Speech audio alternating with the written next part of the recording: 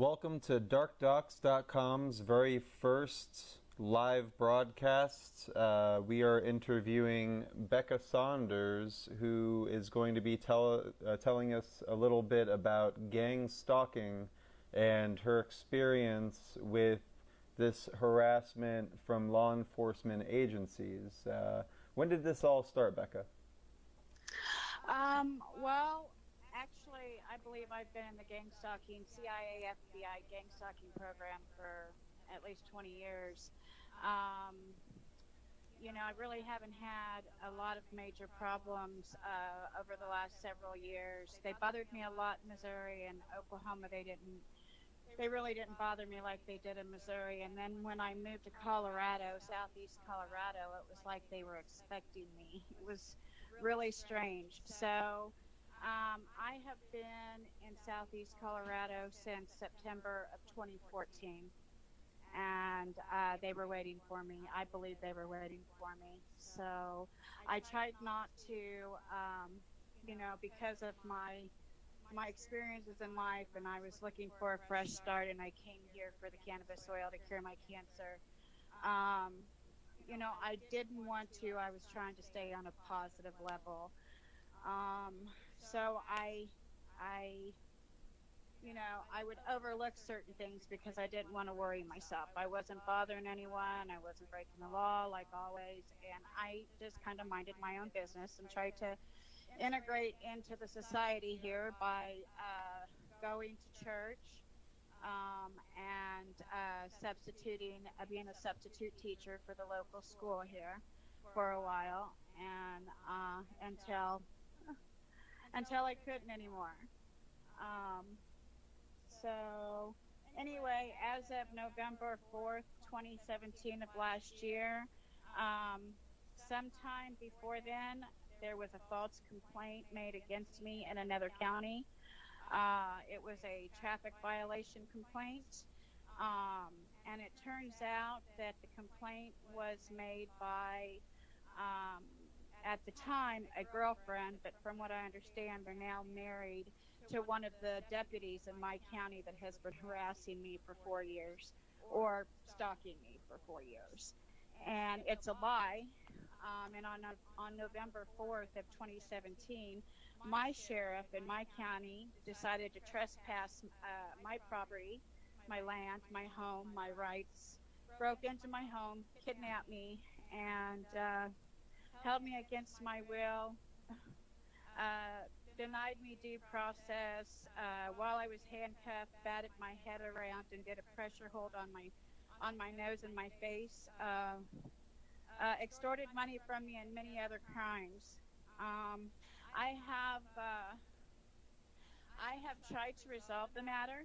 This lie, I've tried to take care of it. They put me in jail. I went to court twice. The second time I went to court, the clerk of the court would not let me enter the courtroom. And since they have picked back up on the government gang stalking program against me. It truly is a mental, emotional, psychological abuse, um, and I've literally had uh, help me out here because I'm feeling like I'm babbling, but I've had No, this is people good. trespass You're doing my. fine. Okay. I've actually had people I don't know trespass my land to harass me. I've had the sheriff follow me into other counties. I've had people sitting around my property with binoculars watching me 24/7. I'm now having, I have a couple of brave witnesses that are stepping forward. I don't want to identify them because, I don't want them to be hurt, you know. But, you know, who knows, that have confirmed that I am being watched, that I'm not crazy or delusional. I'm not hallucinating. I've reported several incidents to my personal primary care doctor. She's internal medicine, and it's documented. If she thought I was crazy, she would at least try to move to take away my freedom and put me, have me evaluated. And she hasn't done that. she has told me that, I'm under the impression she believes me, and she tells me how sorry she is and that she will pray for me, but she doesn't know what to do for me. And so in the meantime, here I am. I can't leave my home. When I leave my home, I'm stalked by people I don't know. I'm getting rushed in public places where I'm trying to perform commerce. So terrified. I'm so traumatized, um, that I'm afraid to even go outside in my yard. I can't even go outside in my yard. They somehow know my every move. And I am in a town of 1,000 people. My whole county is probably like 4,500 people. It is a prison county. It is a prison mentality. Um, so, you know, I rule myself, man. I mean, God is my king. yeah. And I started, I saw your post for the first time. You've been following Dark Ducks for a while and all we've been doing, but I saw your hashtag gang stalking, and it's crazy that I've been doing this for close to 20 years now in terms of exposing corruption in government, law enforcement, false flag operations, human trafficking, and things like that. I've never heard of this term before. It's funny how things can kind of slip between the cracks. I'm learning new stuff all the time, and so I went down a right, rabbit hole just on that situation last night. I saw the shill Vice hit piece on the topic, and of course they Fox, right, yeah, and of course they brought out just a very paranoid people that have very flimsy cases compared to yours, exactly. and I'm sure there's a lot more people like you that actually, if you go through your Facebook feed and posts throughout the past couple weeks alone, you have videos and photos of law enforcement on your Yeah. property without a warrant harassing Yes. you. And you mentioned to me earlier that they were throwing balled up pieces of paper on fire. They were throwing fireballs at your property. Yes, thank God I had a witness that day. I haven't had any witnesses. I've been left to do my own investigations. The sheriff follows me. He's not here to help me. He trespassed against me, and his deputies committed all kinds of crimes against me. But yes, it was an unmarked vehicle. It was a truck. That's all it, yeah, those little magazines that you get in like the McDonald's Happy Meal.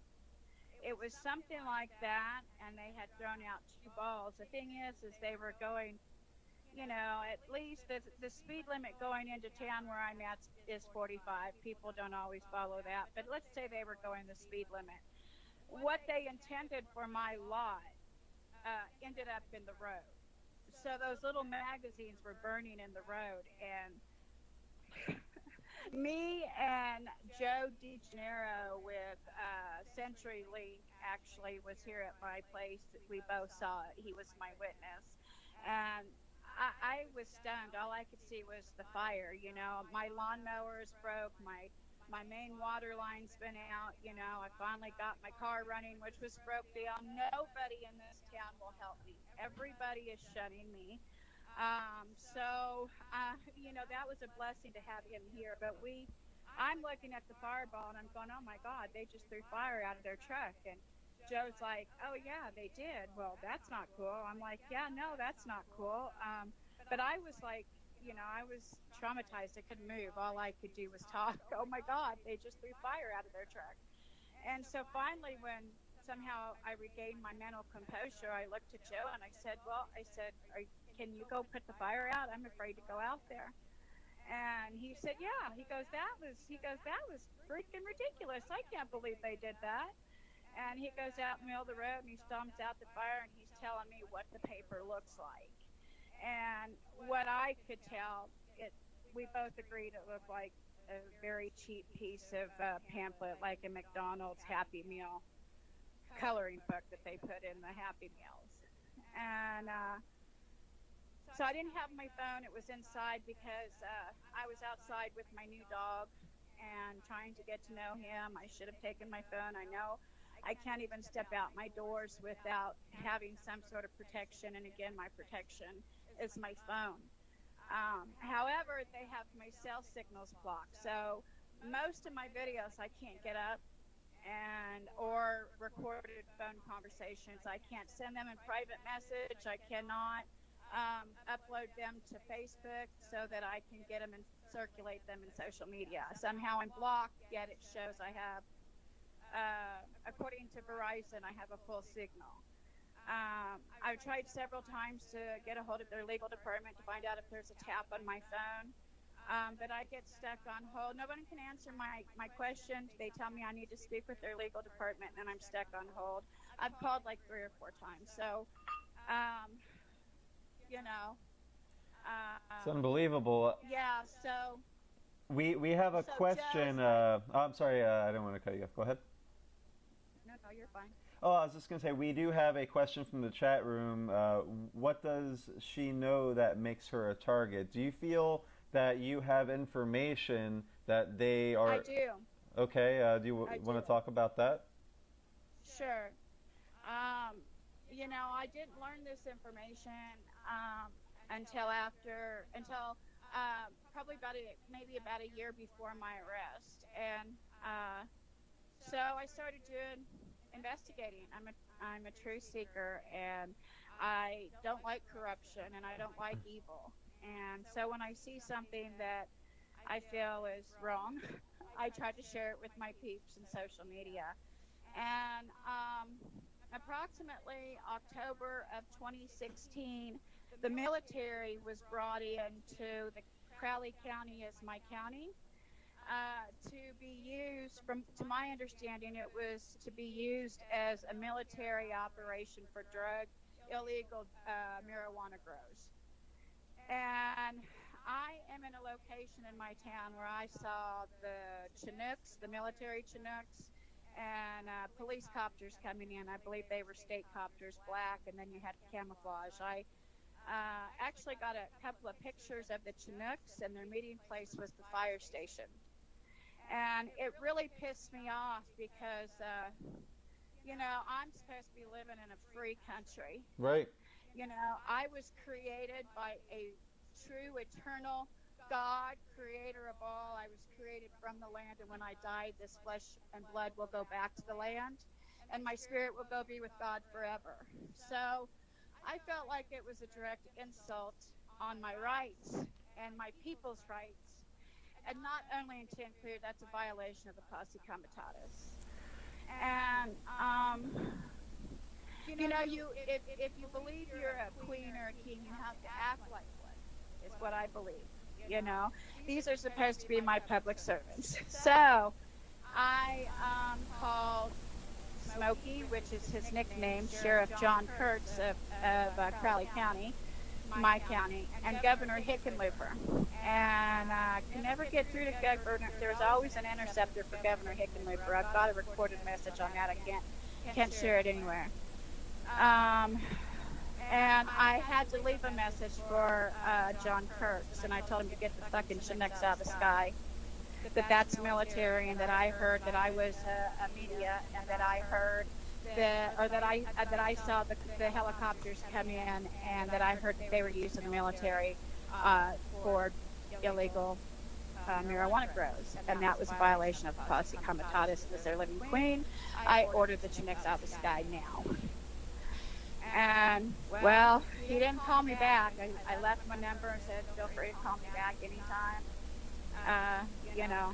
Yeah, I mean, no one ever returned.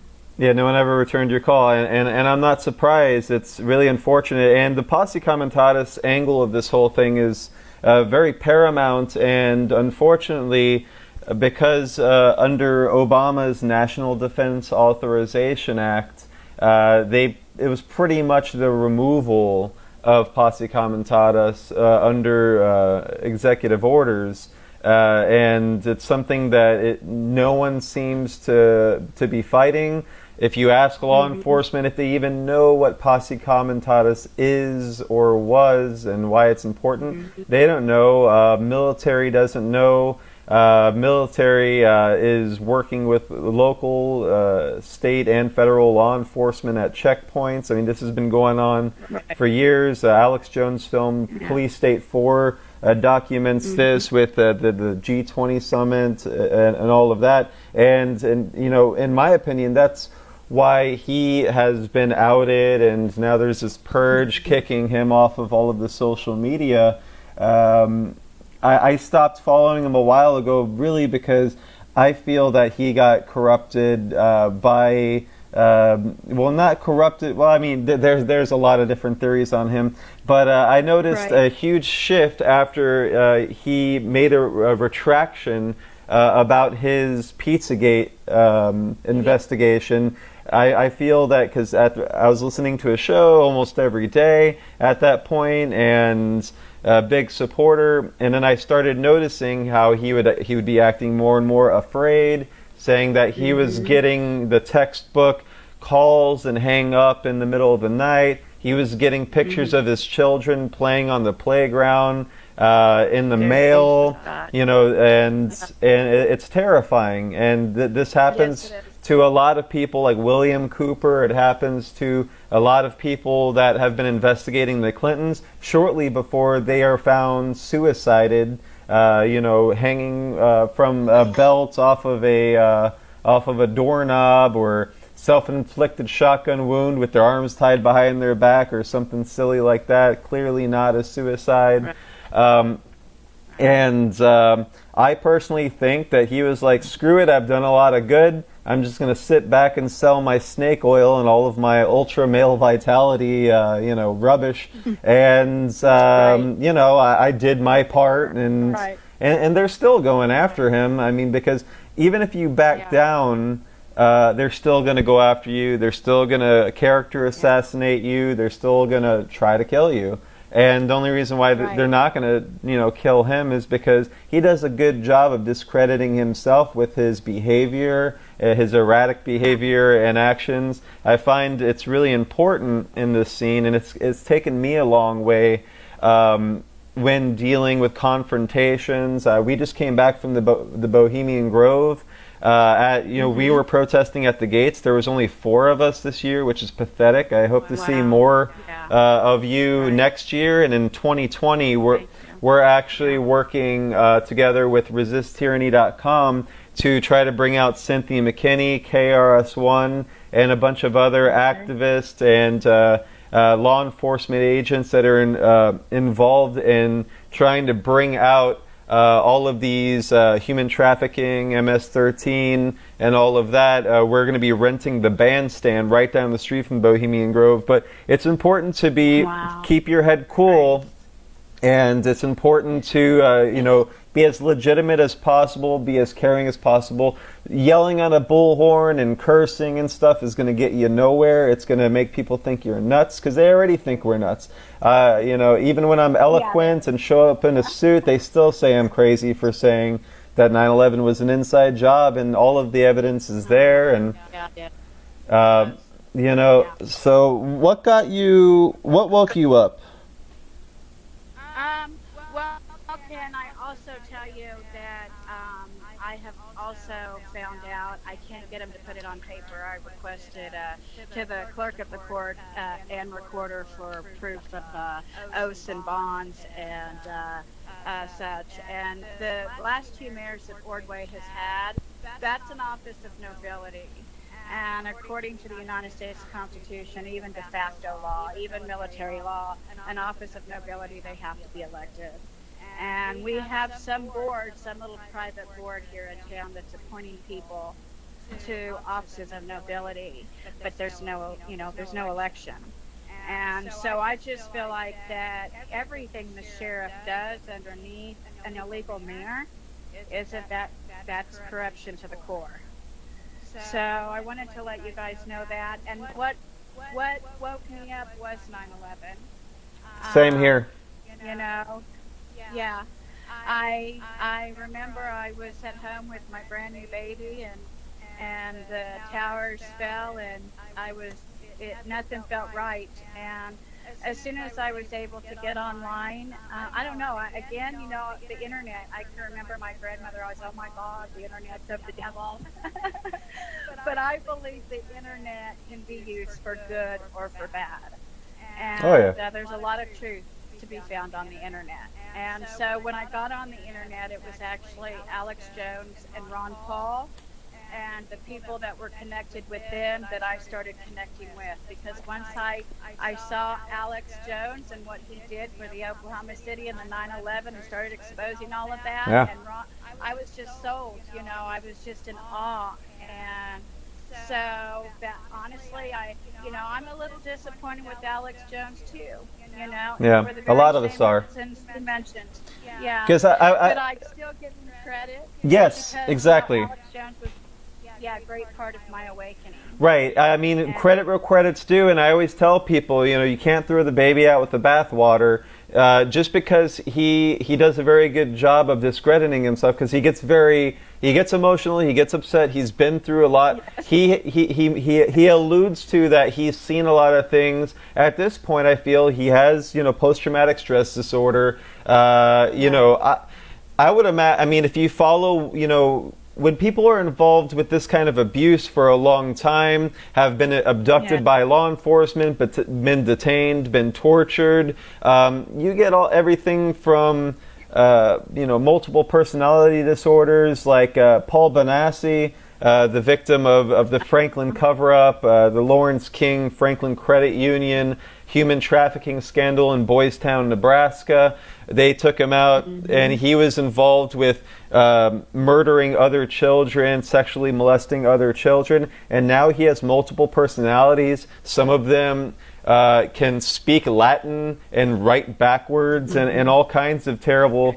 really odd things. And some people that are a bit more religious believe it's like demonic possession, because right, these people are Satanists. They're involved in occult rituals, blood rituals, sacrifices that really affect your psyche. It affects your frequency, your wavelength, yes, and a lot of people believe that can cause cancer and all kinds of other terrible things. The partaking of adrenochrome, which some people in the occult believe can make you live forever, and all kinds of rubbish. And this is all connected. This is all connected yeah, with Pizzagate, Pedogate, the church, and what's going on right now. And I find it's very interesting that we're at a great point where there is actually serious, substantial legal action being taken against members of the church that are involved in this kind of abuse, and they are being held accountable, as well as MS-13 with the human trafficking. And it's all going to go back to the Clinton Foundation and the Haitian refugees. It's all going to be going back to Podesta and Comet Ping Pong, and how they've been using that operation to lure children in. right. And Agree. and I agree. Yes. And the vice programs out there that, in the end, they talk about the gang stalking, and, that they're owned by mainstream media. They've got mainstream media that has invested, especially Fox News. So I would just call them a disinformation, campaign, a disinformation, media site, because gang stalking is real. And I have several hundred, if not thousands, of people on my Facebook that are legitimate targets. They're targeted individuals. Rosemary or Roseanne Marie, I'd have to get on my Facebook, and like I told you, I'm tethering from my phone. But I believe she filed a suit against the United States government for gang stalking. I can't really remember. I just want you to know she's legit, and you can find her in social media. So for me, the gang stalking has gone on for 20 to 25 years. I don't know how I got into the program or who put me in the program. Uh, you know, I have no clue. I have an ex brother in law that's an FBI agent. I don't know if it was my own mother. I don't know if it was my brother. Um, I don't know if I pissed somebody off. I don't know if I was born into it, you know. But I'm looking and I'm searching. I don't want to believe that I'm chipped. That's the ultimate, that's against my religion for one. Of But I course. think that if I didn't know, I don't think it's the real chip. I mean, I don't think God will hold it against me. God, I hope not. But I don't want to believe I'm chipped. But if you look at everything, our license plate is now chipped. Our bank cards are chipped. Our driver's license are chipped. Our cell phones are chipped. So it's like, how do you? There's no running from them. There's Right. no running from them. And how do they? Yes, sir. Yeah, no, and you're right. They're trying to push this kind of stuff into everything that we have, everything we need to have with us. I've already taken a hole puncher to my credit cards, and I just tell them, if it doesn't let you swipe, which happens sometimes, they'll be like, oh, you got to get a new card. It's like the number's in the back. Type it in, and they just look at you like you're an alien, and it Like yeah. right when it's like and I explained to them, did you know that there's cell phone apps for Android and iOS that you can use your Bluetooth capability to take people's information off of their cards just by walking by them. That's why you're able to take your card and just wave it in front of the thing at the supermarket. If that machine can do it, a smartphone can do it. And I've tried it. They have it, at the hacker conferences. And now you can just go to the App Store and download it, and anyone can do this and track information. So yeah, take a hole puncher to those things, or take a hammer and a screwdriver and just bash the crap out of that thing. And if they're going to put it in our driver's license, punch it. There's no reason to have that stuff. And you have these corporations trying to make it mandatory for their employees, and they've been trying to push this since Clinton was in office. I mean, this is nothing new. This is old tech. REM got the chip back in the 90s, and they were on TV being like, yeah, in case something happens to one of us, we'll know where each other are. And they try to make it cool with celebrities and musicians. And speaking of which, what do you feel about all of this stuff going on with like Hollywood and the Me Too movement and all of that? I don't know about the Me Too movement. I do know that I kind of, forgive me because you're in a band, right? Yeah. Yeah, I've kind of gotten out of Hollywood. I think that they have gotten, if they haven't always been perverts. Oh yeah. Satanist. Okay. Right. And the Illuminati. I mean, their god is Lucifer also. And it's just a glamorous Freemasons. It's You're absolutely right.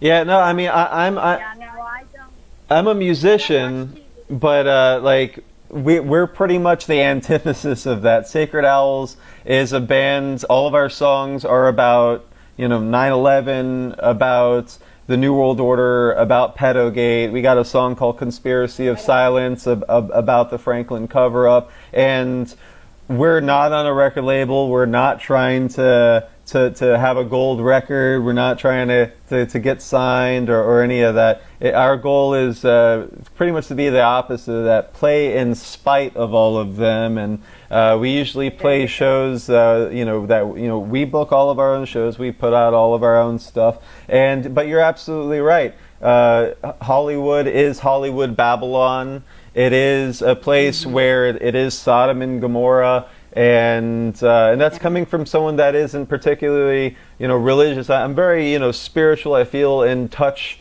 with humanity. I have a love for people. That's why I do this. That's why I do all of it. Not for money. There is no money in any of this. By the way, please, if you have any money, donate to darkdocs.com, info@darkdocs.com, because we're trying to have a Roku channel and have broadcasts like this one, which is going to be available tomorrow for free download forever at darkdocs.com. And it's really important. Thank you so much for spending the time with us today, and shooting the shit. We really hope that this helps get the information that this is a real thing. Again, you have the most legitimate case that I've been able to find so far, with actual law enforcement, actual videos, actual print screens of what's going on. What else do you want to talk about? Oh my God. Where do we start? I'm scared they're going to kill me. I wish people, people that left me and want to help, everyone's so far away, So,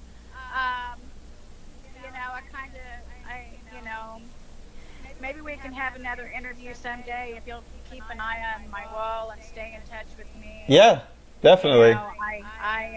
I truly believe I'm in danger. I'm here by myself. Nobody will help me. Nobody. It's a really, really creepy place. Well, I have one friend. She's a doll. She's 80 years old. She's very, very strong and healthy. But she's from this area. These are her people. So, even though she's good, it's kind of like Sodom and Gomorrah. Lord, if there's 10 good people, will you save this city? This woman is an angel. She's been an angel to me. So if you all can send her some good vibes, and then just be my friend, and I will be grateful. Definitely. Well, it's great to have you as a friend. I'm glad we met, and we will definitely have another one of these. I think this is a good place to stop. We're at about 31 minutes and 45 seconds. Again, this was Gangstalking with special guest Bekka Saunders, gangstalking victim, truther, and a patriot. This is Christian Coffin signing off. Thank you. Thank you.